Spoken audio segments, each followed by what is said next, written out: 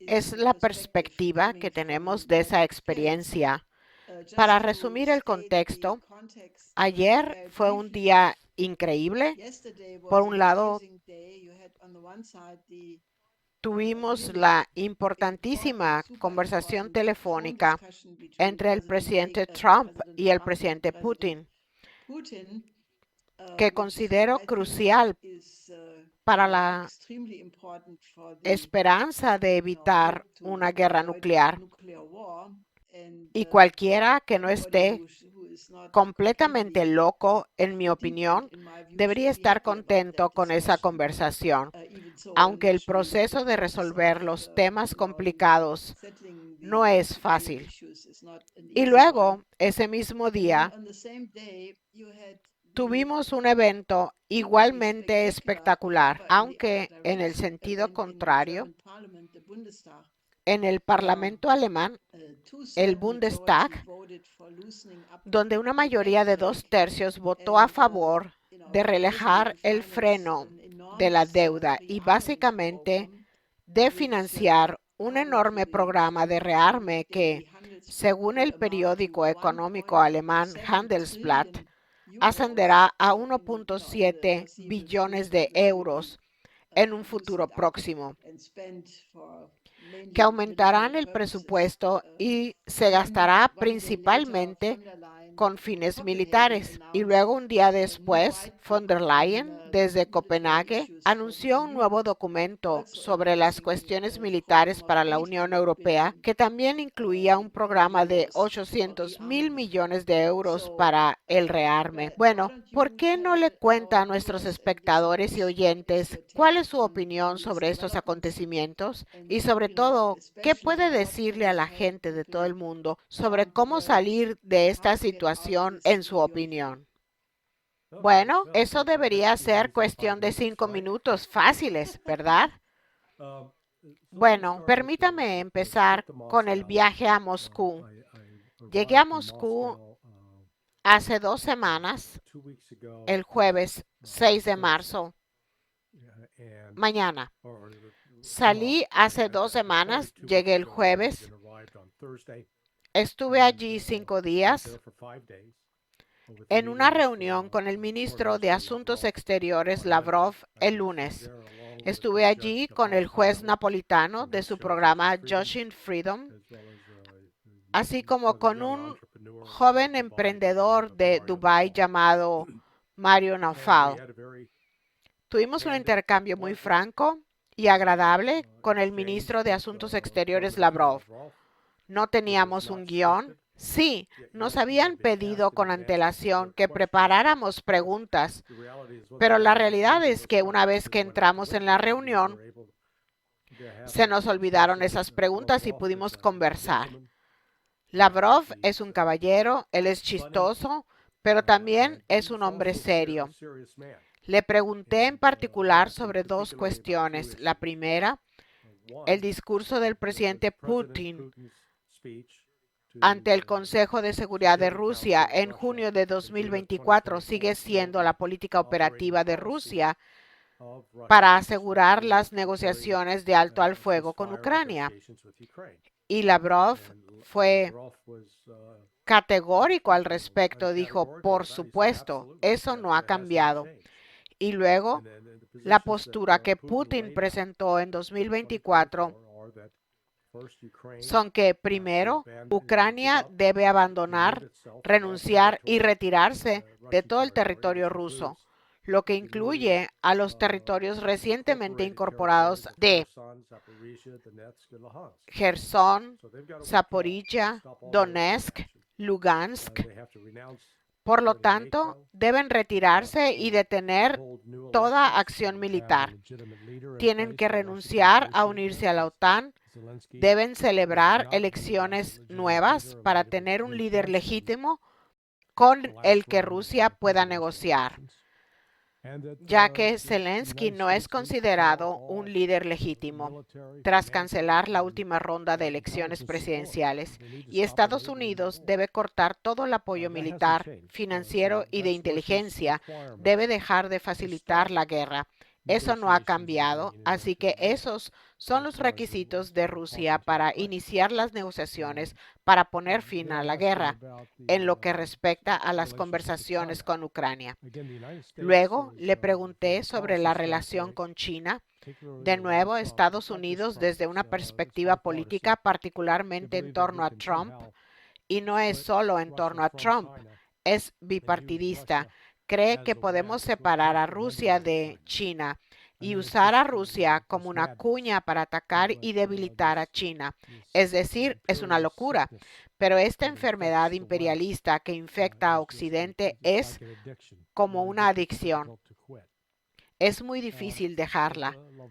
Pero Lavrov señaló que Rusia y China mantienen ahora una relación que no es superficial, es profunda, es intensa, abarca tanto lo económico como lo político y lo militar.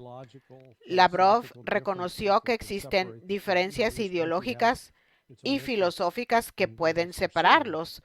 Cada país persigue sus propios intereses, pero también son lo suficientemente maduros como para reconocer que tienen más aspectos en los que pueden colaborar.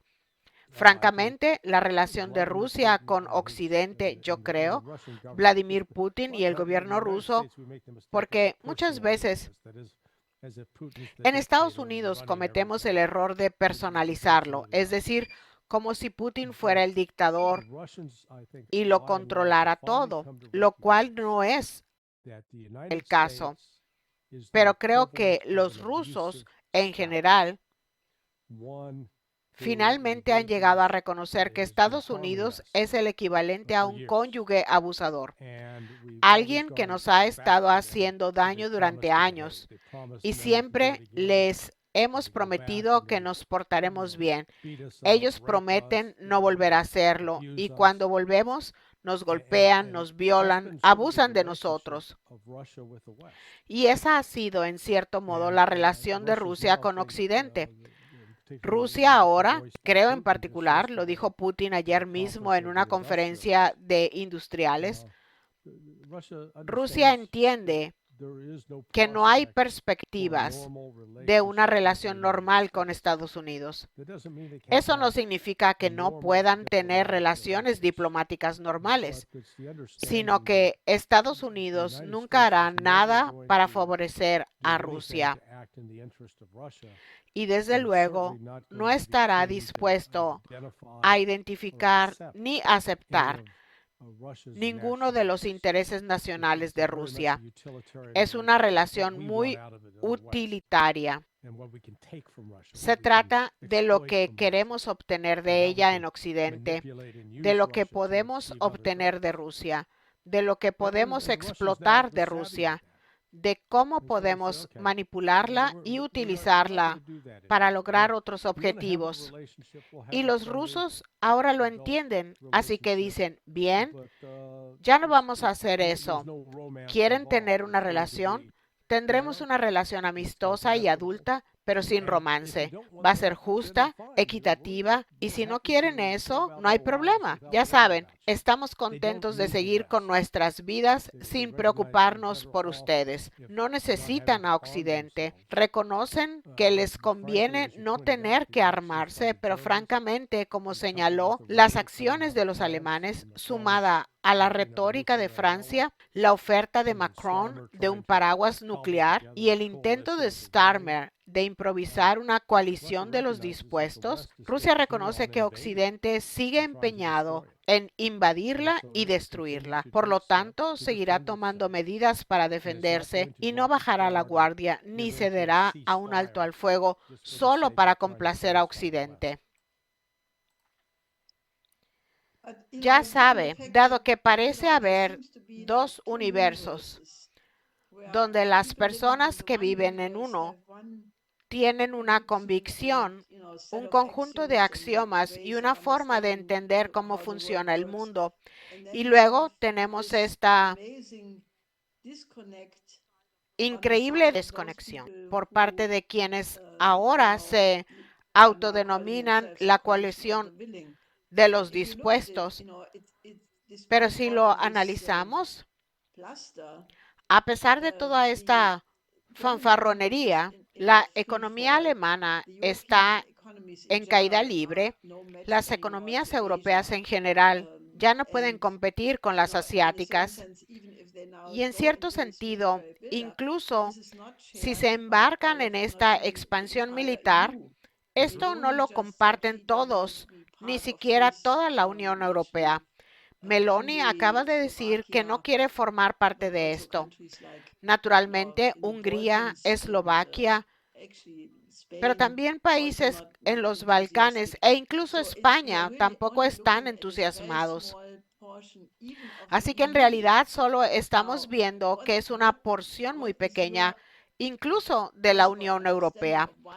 Ahora bien, ¿cuál es su interpretación, en primer lugar, de por qué están haciendo lo que están haciendo? Y en segundo lugar, hoy recibí un informe de varios de nuestros miembros que mantuvieron muchas conversaciones ayer después de que estos dos eventos ocurrieran prácticamente al mismo tiempo. La llamada telefónica entre Putin y Trump y luego esta increíble votación en el Bundestag. Y la población alemana está absolutamente horrorizada, están extremadamente molestos, piensan, Dios mío, ¿a dónde nos lleva esto? ¿Qué podemos hacer? Entonces, ¿cuál es su consejo sobre qué hacer? ¿Qué deberían entender los alemanes, en su opinión? Bueno, creo que parte de lo que impulsa las decisiones de personas como Starmer, Macron y ahora Merz es el dinero. Y es que los políticos occidentales han recibido literalmente millones de dólares en sobornos. Yo sé que aquí en Estados Unidos, porque un amigo mío está involucrado en esta investigación, han identificado a 26 miembros del Congreso estadounidense, tanto de la Cámara de Representantes como del Senado, que han recibido. Yo conozco a un individuo en particular, un destacado defensor de financiar la guerra en Irak, que ha recibido en su cuenta bancaria personal 17.2 millones de dólares. Así que sospecho firmemente que personas como Starmer, Macron y Merz han estado recibiendo pagos de elementos relacionados con el crimen organizado. ¿Puedo demostrarlo ahora mismo? No. Pero en mi opinión, existe un incentivo financiero, porque desde una perspectiva política racional, lo que defienden carece por completo de sentido.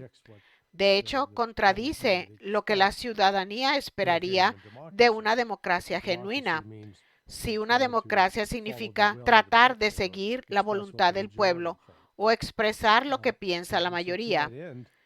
Y así, por eso creo que otro elemento es, en particular en el Reino Unido, que están expuestos financieramente en Ucrania en gran medida, debido a que contaban con tener acceso a los recursos en Ucrania y quieren proteger ese acceso a cualquier precio. Y luego tenemos la historia. Hace apenas unos 170 años aproximadamente, los británicos y los franceses invadieron a Crimea y lucharon contra Rusia. Así que esta antigua animadversión de estas potencias colonialistas en Europa que intentan impedir que Rusia se integre a Europa y al mismo tiempo intentan conquistarla y destruirla, no ha disminuido. Y entonces tiene razón al señalar esta tremenda desconexión entre lo que el público necesariamente quiere y lo que hacen los líderes. Pero parte del problema radica en que, ya sea en el Reino Unido, Francia o Alemania, la política está muy revuelta. Todavía no hay un movimiento mayoritario claro que se haya presentado y haya dicho, tenemos que parar esto, porque mucha gente celebró el éxito de la AfD en las últimas elecciones, donde obtuvo alrededor del 20% de los votos. Pero seamos realistas, obtuvieron un quinto de los votos, ¿de acuerdo? Eso no es una mayoría, ni de lejos. Y tampoco había ningún otro partido. Todos recibieron entre 20 y 30%. Eso significa que se tiene a una sociedad completamente fragmentada. Ese es el problema. Hasta que la opinión pública se una en torno a un tema en particular o un grupo de temas y diga, bueno, no vamos a ser un país que vaya a la guerra. Entonces, en ese momento habrá un cambio de política, pero hasta entonces estos políticos solo van a explotar esa falta de consenso para su propio beneficio. Bueno, ya sabe, hay muchos, incluso juristas, que con mucha cautela, pero sin embargo, han afirmado que lo ocurrido se parece a un golpe de Estado en Alemania, porque Merz se presentó a las elecciones con la promesa de que la CDU-CSU se mantendría firme en su postura de no relajar el freno de la deuda. Es decir, entre paréntesis, el freno de la deuda es una política errónea, pues surge del delirio de la austeridad de Maastricht. Así que no defiendo el freno de la deuda como freno de la deuda. Y ahora hay que cambiar la Constitución porque la aprobaron por votación estúpidamente. Si ahora quieren cambiarla, sería muy razonable impulsar la economía real, la infraestructura, la modernización, la inversión en la innovación y todo eso. Pero incluso en la parte de la infraestructura de este programa tiene muchos componentes que realmente contribuyen a la logística de un futuro impulso armamentístico y de avanzar hacia el este. Hay puentes y carreteras y trenes que conectan al oeste con el este en caso de un evento militar, pero esto lo usarán exclusivamente con fines militares y creo que la gran pregunta será, ¿a dónde irá a parar este dinero? Porque el complejo militar industrial está creciendo enormemente ahora mismo en Europa, pero no creo que a corto plazo tengan la capacidad de producir todo lo que quieren producir. Así que probablemente gran parte iría al complejo militar industrial en otros lugares, entre ellos Estados Unidos, lo cual no me sorprendería porque Merz fue director ejecutivo de la división alemana de BlackRock antes de emprender su carrera política. Así que, en cierto sentido, prometió no hacer eso en las elecciones, luego ganó y al día siguiente dijo, ay, lo siento, ahora voy a relajar el freno de la deuda y a usar esta bazuca. Puede que técnicamente no sea un golpe de Estado, pero de hecho no hay diferencia. Podría haber sido otra persona completamente diferente la que llegara y tomara el poder. Así que considero que este es uno de los peores y más trágicos momentos de la historia alemana, al menos de este siglo sin duda, y coincido con usted en que el único remedio sería que esta división superficial, porque por ejemplo Die Linke, la izquierda, junto con la AfD, podrían haber insistido en que el presidente del Parlamento, en lugar de hacer la votación sobre la Constitución, podría haber convocado esa misma mañana al nuevo Parlamento. Dado el hecho de que el argumento era que, si era tan urgente, habría tenido todas las razones para que tomara posesión el nuevo parlamento, pero ahí Merz no contaba con una mayoría de 2/3. Por lo tanto, creo que lo que dice en términos de la absoluta y urgente necesidad de que la gente empiece a... Y en este caso, Die Linke no lo hizo porque dijeron, nunca nos uniremos a un partido de extrema derecha como el que es vigilado por el el servicio secreto interno. Y si uno se pregunta, ¿qué es peor? Trabajar con alguien que sin duda tiene elementos nefastos. Ya sabe, la AfD tiene gente muy problemática, pero en general también hay gente muy decente. Así que, en lugar de impedir que Alemania se encamine a la guerra, tienen la ridícula idea de que no se puede trabajar con esa gente. ¿Puede decirnos qué piensa al respecto? Bueno, es un poco irónico lo que está pasando en Alemania ahora. Nos hace recordar lo que ocurrió en los 20s y a principios de los 30s con el auge del nacionalsocialismo. Me refiero al caos económico que se estaba produciendo y a la falta de una fuerza política coherente. Y ahora mismo no vemos a ningún otro grupo, aunque se presenta a la AfD como el renacimiento del nazismo, lo cual no es cierto. Pero no vemos a nadie con ese carisma y personalidad que demostró Hitler en aquel entonces, que finalmente se convirtió en una figura popular. Y una figura popular en parte porque restauró la economía alemana, superó los problemas económicos y, como sabe, infundió en la gente un gran orgullo de ser alemán en aquella época. ¿Vemos algún actor político en algún lugar de los diversos partidos políticos alemanes con ese carisma y capacidad? No, Merz en particular. Merz es casi como un mal estereotipo de película de Hollywood que intenta crear a un villano con sus conexiones con BlackRock. Y aquí es donde llegamos, creo, al meollo del asunto, que sigue siendo, síguele la pista al dinero. Todo se trata del dinero y la riqueza, y la vulnerabilidad de BlackRock en Ucrania es significativa. Y si Rusia continúa por el camino actual y derrota a Ucrania, será una pérdida financiera significativa tanto para BlackRock como para el Reino Unido. Así pues, aquí tenemos a Merz, que aunque aparentemente intenta liderar a Alemania, trabaja a favor de los intereses de su antiguo jefe financiero. Y aquí es donde llegamos al meollo del asunto, que el objetivo final de todo el gasto en el equipo militar y demás es intentar destruir Rusia y apoderarse de todos sus recursos naturales y utilizarlos en beneficio de Occidente. Es decir, Occidente es como una plaga de langostas ahora mismo, tratando de descender sobre una cosecha de maíz y arrasarla.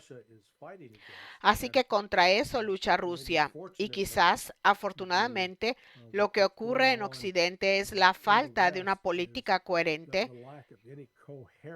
Es más como si la gente estuviera en un barco que se hunde, intentando averiguar quién puede subir primero al bote salvavidas y controlarlo. Eso inevitablemente genera caos. Sí, arruinar a Rusia no funcionó tan bien. Baerbock, que todavía es nuestra ministro de Asuntos Exteriores, lo mencionó muchas veces, y ahora alguien del gobierno alemán propuso que ella se convirtiera en la presidente de la Asamblea General de la ONU por un año a partir de septiembre, lo cual es una idea absurda. Ella arruinó la imagen de Alemania durante todo su periodo como ministra de Asuntos Exteriores y ahora proponen eso. Incluso el ex jefe de la Conferencia de Seguridad de Múnich, Christoph Heusgen, dijo que esto es absurdo porque ella es simplemente un modelo obsoleto y en cierto sentido es una locura. Pero volviendo a la cuestión británica, el único acontecimiento interesante es que si se ve el análisis de Rusia sobre quién está llevando a cabo todo el sabotaje y trata de impedir cualquier intento de resolver la situación, se señala con fuerza el papel de los británicos.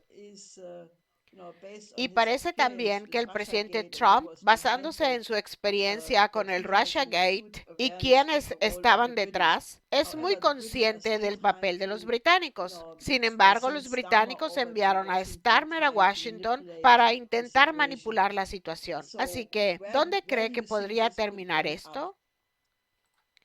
Bueno, la buena noticia es que los británicos serán abiertamente incapaces de llevar a cabo su plan de lo que quieren hacer.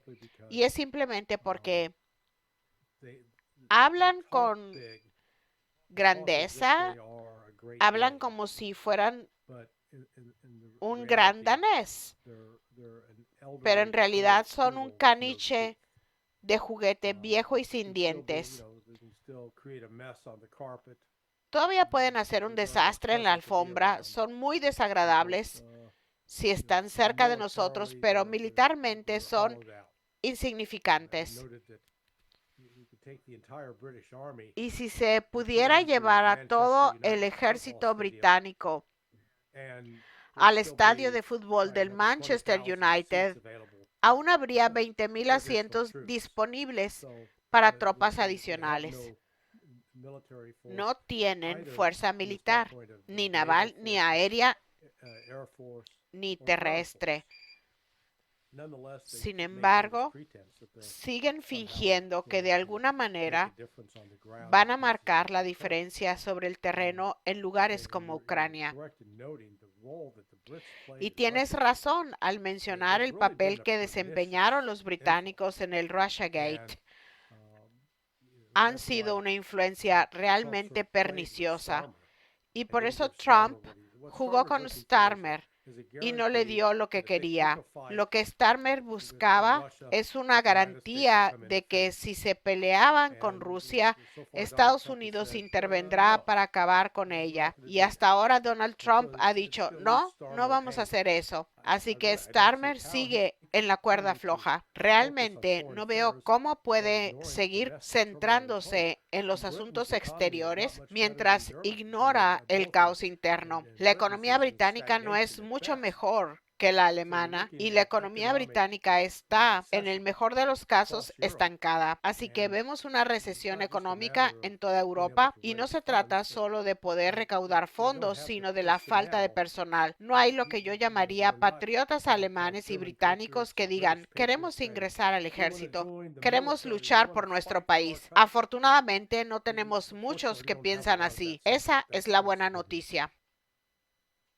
Bueno, estoy atónita porque si observamos los cambios que están ocurriendo en el mundo ahora mismo, son tan gigantescos y tan grandes que es muy difícil entender cómo algunas personas no lo ven. Le daré un ejemplo.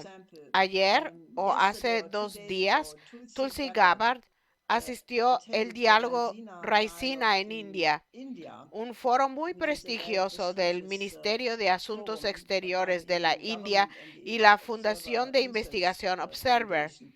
Y ella pronunció un discurso muy apasionado porque ella practica la religión hindú y siente que la India es su segundo hogar. Y obviamente esto significa un buen vínculo entre India y Estados Unidos.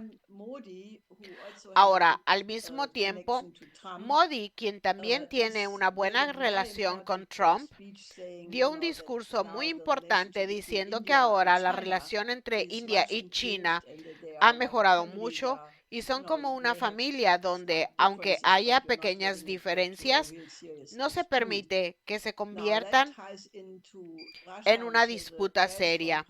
Esto se vincula con Rusia, que mantiene una alianza muy sólida con China.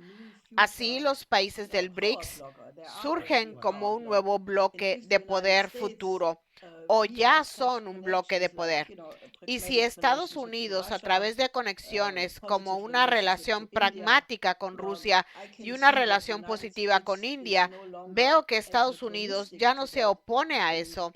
Y Putin, antes de hablar por teléfono con Trump, se reunió con los industriales rusos y presentó una perspectiva diciendo: miren, el futuro está realmente con la mayoría global, el BRICS, y les aconsejó invertir en esta área, etcétera. Así que lo que se observa es un realineamiento estratégico total con el surgimiento de Asia. No se trata solo de China, sino de toda Asia. Además, están los países del BRICS y existe un gran deseo por parte de los africanos, por ejemplo, de dejar de ser productores de materias primas y de convertirse en países de ingresos medios a corto plazo, algo que ahora pueden lograr gracias a su alianza con China. Muchos de ellos ya pertenecen al BRICS o desean formar parte de él. Así que el centro de poder mundial ha cambiado claramente y desde esa perspectiva me parece que estos pocos europeos son los de siempre ayer, aquellos que simplemente no entienden que el mundo ha cambiado y se aferran a su antigua visión del mundo neoliberal y neocolonialista. Y creo que, en cierto sentido, esto no puede durar mucho, porque la dinámica de este nuevo bloque de poder será muy evidente y especialmente si Estados Unidos adoptase al menos una actitud neutral o incluso positiva al respecto, creo que nos encontramos ante cambios gigantescos para mejorar. Por lo tanto, tengo un profundo optimismo. Estoy de acuerdo con usted, sobre todo con respecto a lo que podríamos llamar el fin de la era colonialista. Podemos marcar el inicio de la era colonialista con los viajes de Vasco de Gama y Cristóbal Colón y el comienzo de la conquista de territorios en todo el mundo, y ha evolucionado y continuado hasta que Estados Unidos se convirtió en la única potencia hegemónica restante. Ahora tenemos a estos estados vasallos de Europa siguiendo los esfuerzos de Estados Unidos de controlar al mundo a través del dólar. Creo que dentro de unos años, cuando se escriba la historia, recordarán el inicio de la operación militar especial en Ucrania como el momento decisivo, cuando un mundo terminó y surgió un mundo nuevo, porque fue el comienzo de esa guerra y luego las sanciones que Occidente, en particular de Estados Unidos, intentó imponer a Rusia, donde quedó claro que Estados Unidos esperaba tener a Rusia en una relación de dependencia y de hecho tenía a China en una relación de dependencia, que es un modelo muy paternalista. Recuerdo que tuve algo parecido con mi padre, con quien tuve una disputa cuando cumplí 18 años. Me decía que hiciera una cosa que francamente yo creía que era mi derecho tomar esa decisión. Entonces me dijo: o lo haces o te vas. Así que me fui, conseguí un trabajo y me independicé. De hecho, seguimos manteniendo una relación amistosa después de eso, pero ahora era independiente, ya no dependía. Y eso es lo que está pasando con Rusia, con China, con Irán, con India, con Sudáfrica, con países de todo el mundo. Y no estoy tratando de pretender que algunos de estos países no tienen sus propios problemas internos que resolver, pero ¿sabe qué? Ese es su problema. No es mi trabajo interferir y ser parte de intentar decirles qué hacer para que se arreglen. Y ahí es donde Rusia entra en escena con un papel de liderazgo, porque los rusos han sido muy astutos al tratar con otros países, no desde una perspectiva de prepotencia, sin tratarlos con desdén, sino como iguales. Esto se ve especialmente en los diferentes representantes africanos que he visto en el Foro Económico Internacional de San Petersburgo. Los rusos no los tratan como si fueran antiguos esclavos de África, sino como iguales. Y como sabe, la gente sabe cuándo se les trata con arrogancia y sabe cuándo se les trata con respeto. Y esa es una de las características genuinas de los rusos, que no lo van a tratar con altivez a uno, ni como si fuera uno una criatura inferior o un insecto. Y ahí es donde creo que estamos entrando en esta nueva era. Estados Unidos y Europa están desesperados por aferrarse a ella, pero como hemos visto a lo largo del tiempo, especialmente en los últimos 2 años, Francia y Bélgica están siendo expulsadas de África y con razón, al igual que Estados Unidos. En cambio, Rusia y China están avanzando y lo hacen porque no necesitan entrar en esos países para despojarlos de sus recursos, porque Rusia y China tienen sus propios recursos. En cambio, creo que son realmente sinceros en cuanto a promover el desarrollo económico genuino de esos países. Sí, creo que la situación actual es muy esperanzadora. No sé si sabe que cuando comenzó la operación militar especial, propuse inmediatamente que dejáramos de lado a la geopolítica y avanzáramos hacia una arquitectura internacional de seguridad y desarrollo que tome en cuenta los intereses de todos los países del planeta, siguiendo la tradición de la paz de Westfalia y que naturalmente incluiría hoy en día a Rusia, China, Corea del Norte e Irán. Y cuando presenté esa propuesta hace casi exactamente 3 años, muchos dijeron, no, esto es prematuro, no se puede hacer. Ahora estamos en una guerra y por lo tanto la gente no escuchará esto. Pero si lo analizamos, ahora estamos avanzando en esta dirección, porque Xi Jinping propone sus 3 iniciativas de seguridad global, de desarrollo y de civilización. Y Putin, el 14 de junio de 2024, dio un discurso muy importante donde afirmó que, gracias a la operación militar especial, ahora ve la posibilidad de que haya un sistema de seguridad europeo e incluso un sistema de seguridad global. Esto significa que tanto China como Rusia han declarado que están pensando en términos de un nuevo sistema de seguridad global. Así que creo que ese es realmente el objetivo para el futuro, porque creo que por muchas razones, como la creación de las armas nucleares, la Internet, las pandemias, la inteligencia artificial y la digitalización, nos encontramos en un momento histórico en el que debemos pensar en la humanidad como una sola, porque ya no se puede resolver el problema de forma parcial.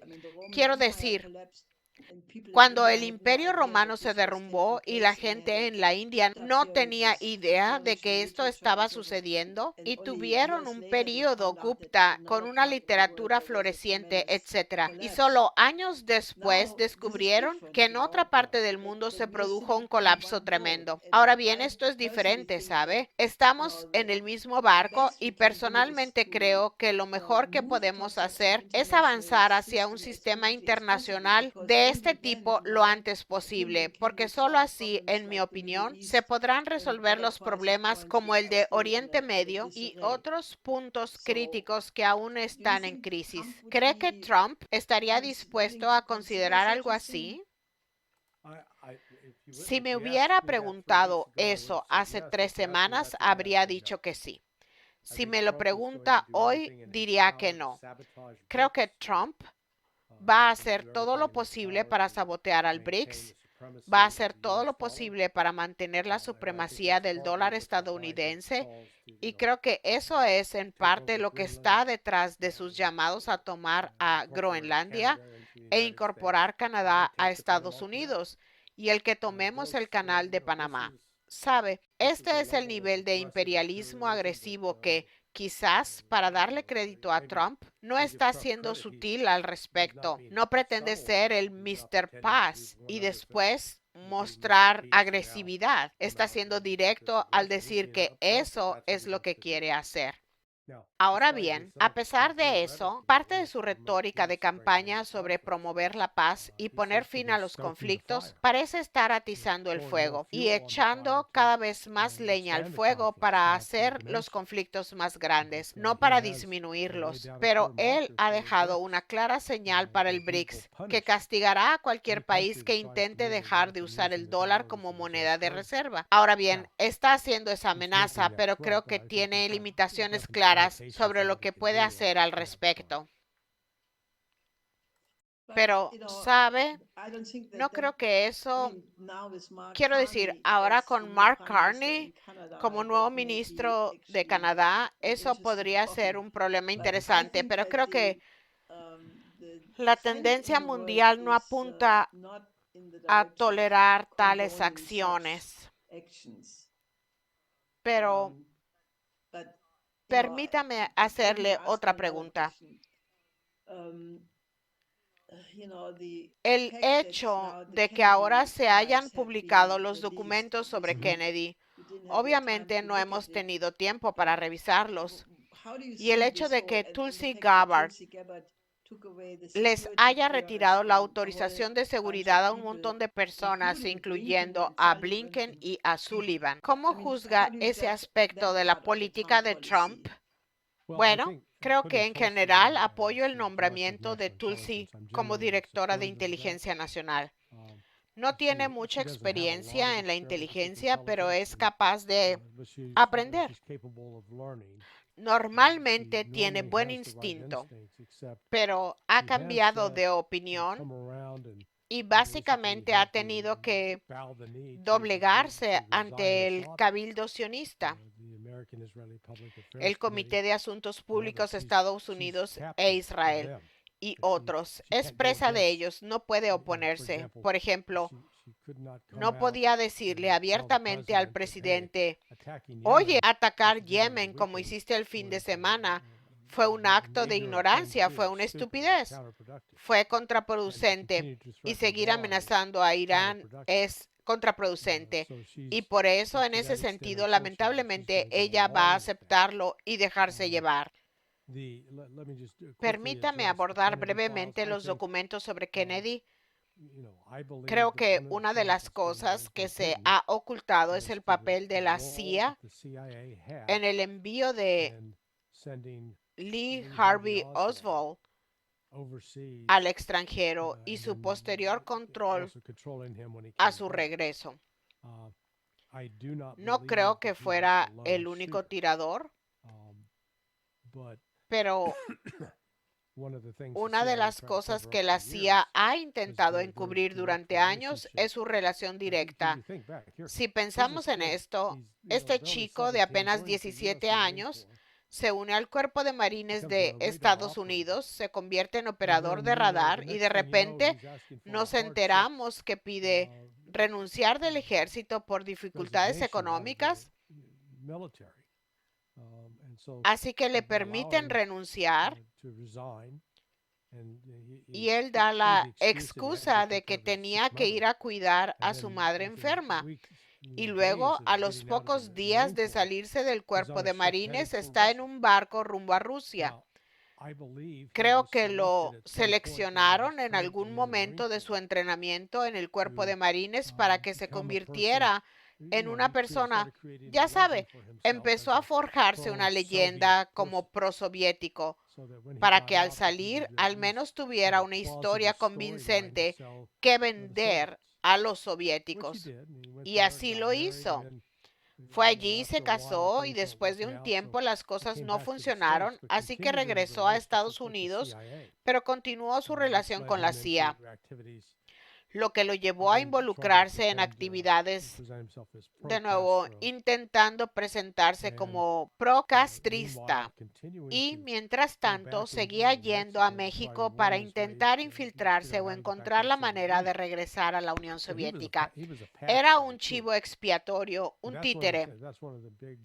Y ese es uno de los grandes asuntos que se ha ocultado a lo largo de los años. Ahora bien, ¿quién disparó el tiro que mató a Kennedy?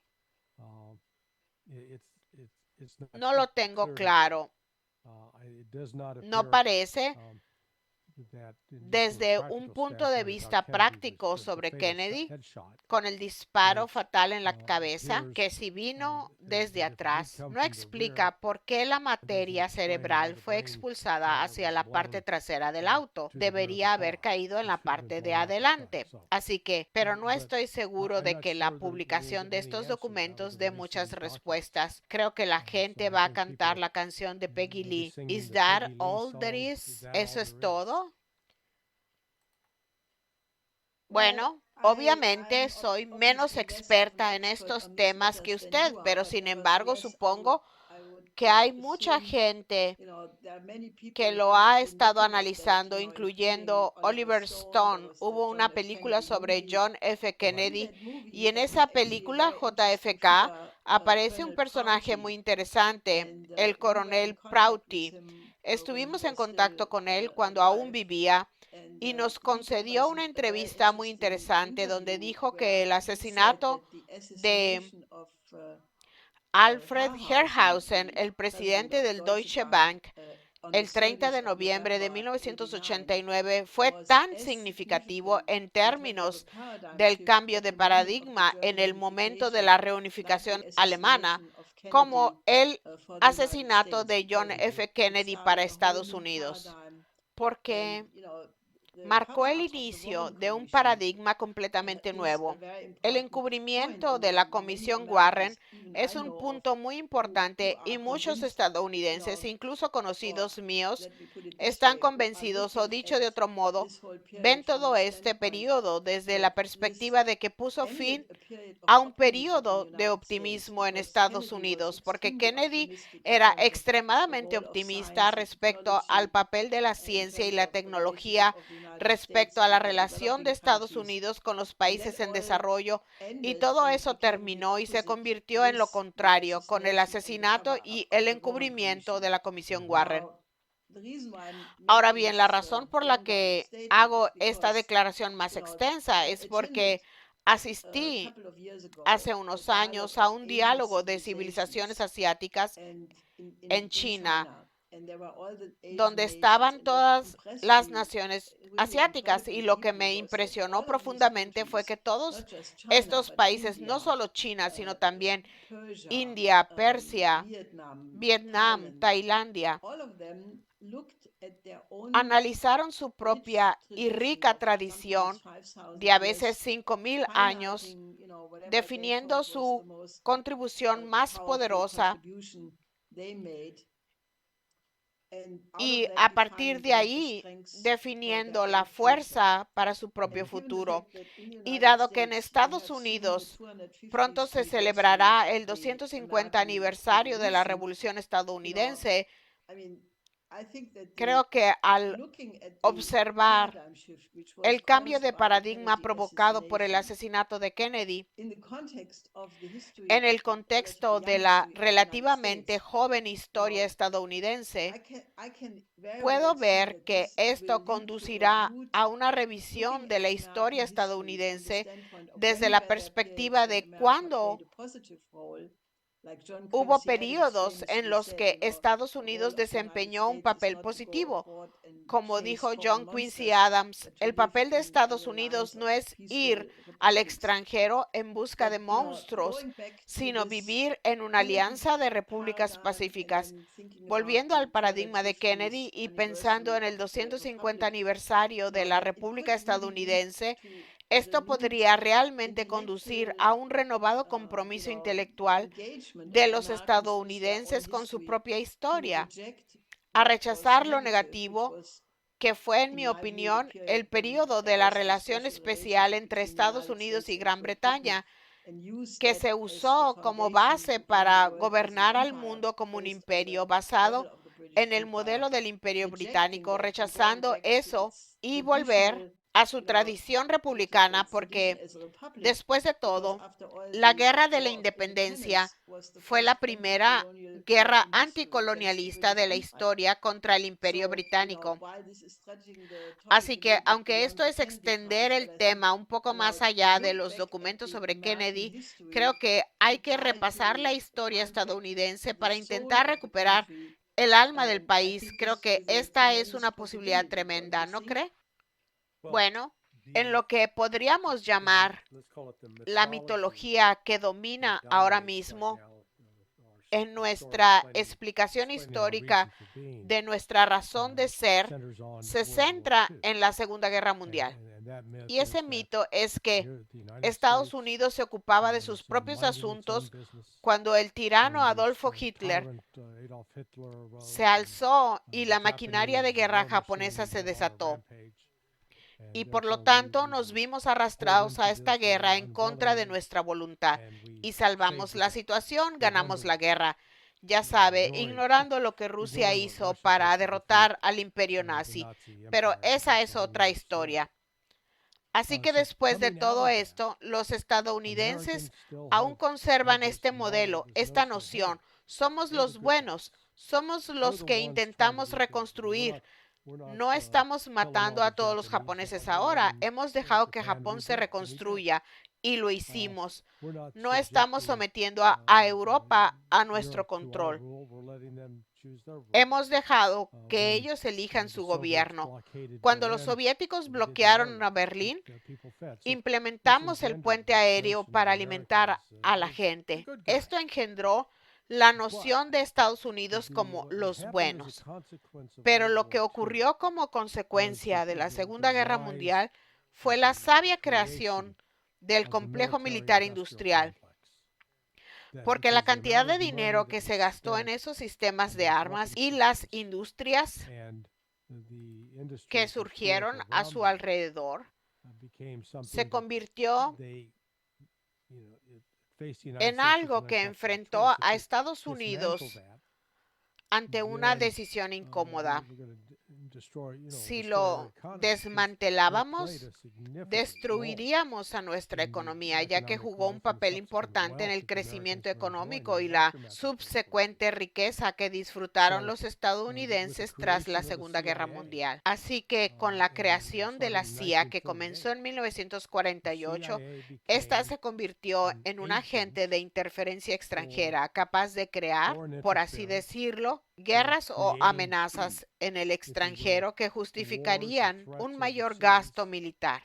Y Estados Unidos no solo luchó en la guerra de Corea, el derrocamiento de Arbenz en Guatemala, el derrocamiento de Mossadegh en Irán, que ocurrió en 1953-1954, el apoyo a Francia en Vietnam, que inició la intervención estadounidense en Vietnam para preservar de nuevo a un imperio colonialista, y el fracaso francés en Dien Bien Phu.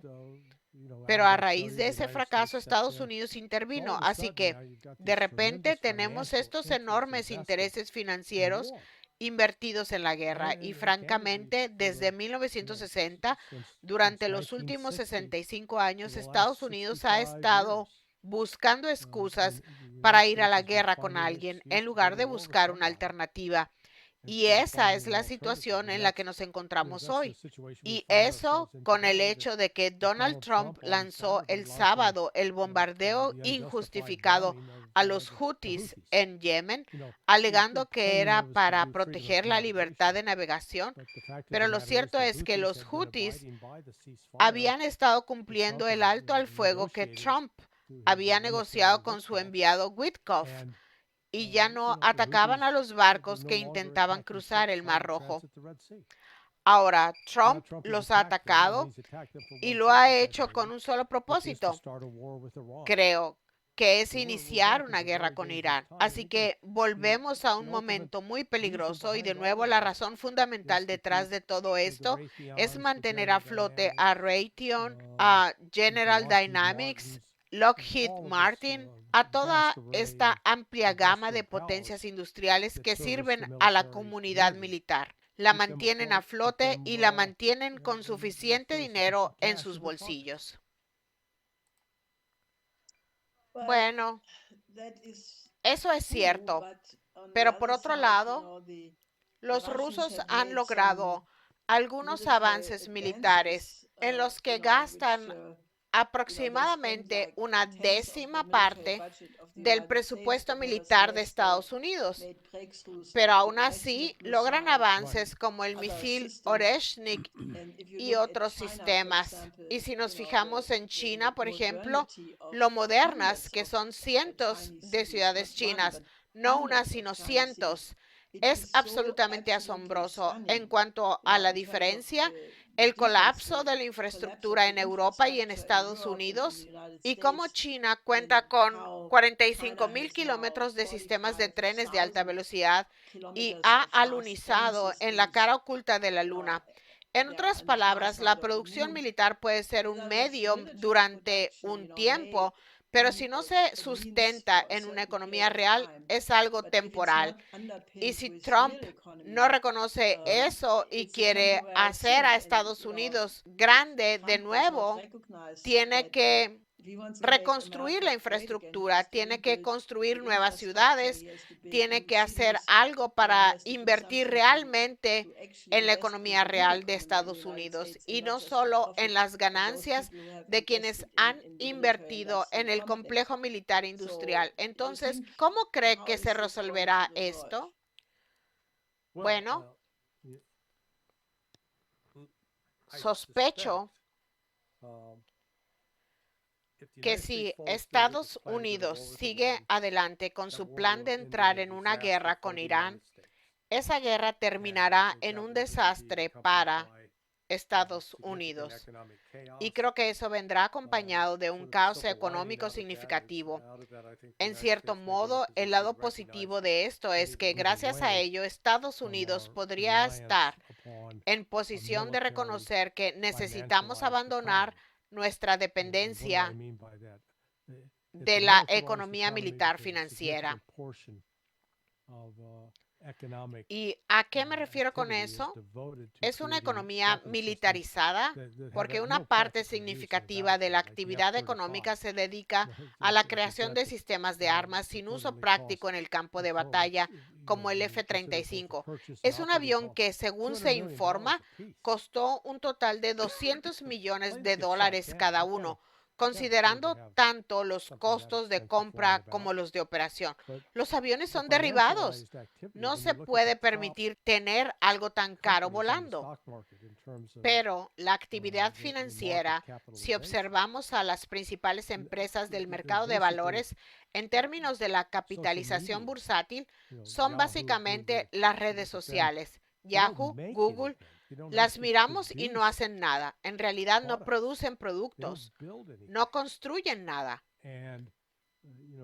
Y Estados Unidos ha vivido con la ilusión de que al depender tanto del gasto militar y luego en virtud de tener dólares, la principal moneda de reserva, hemos podido financiarnos, prestar dinero en todo el mundo, comprar bonos del Tesoro estadounidense y podemos seguir gastando lo que queremos sin tener que considerar que son deudas que tendremos que pagar en algún momento.